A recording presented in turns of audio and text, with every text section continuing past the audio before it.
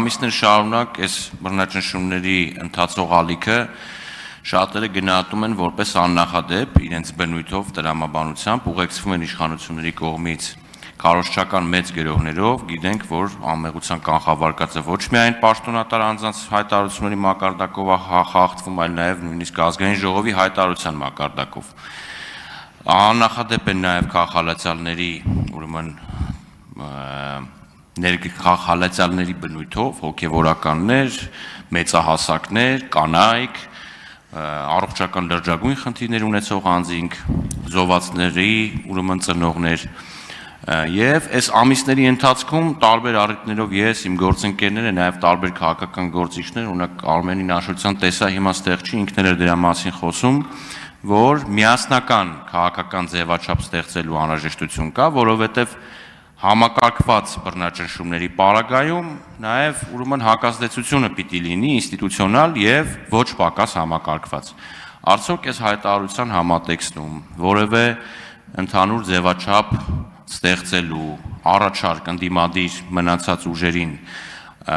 արվելու է թե չէ, կամ եթե այս հայտարարության համատեքստում չի արվելու, կարող է ընթացիկ սա էլ է միասնական ձևաչափի ինչ-որ տարբերակ բնականաբար, բայց ավելի ինստիտուցիոնալ, որը կզբաղվի բռնաճնշումների ենթարկված անձանց սոցիալական խնդիրներով, միջազգային կառույցների հետ ավելի հետևողական աշխատանքով, իրավական հարցերով եւ այլն։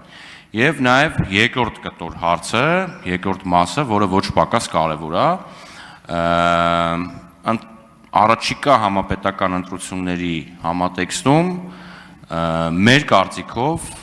կա անհրաժեշտություն, որպեսզի ընդդիմադիր քաղաքական ուժերը, ովքեր հավակնում են իշխանություն վերցնեն Հայաստանում, հստակ հայտարարեն բռնաճնշումների համատեքստում երկու կարևոր բան.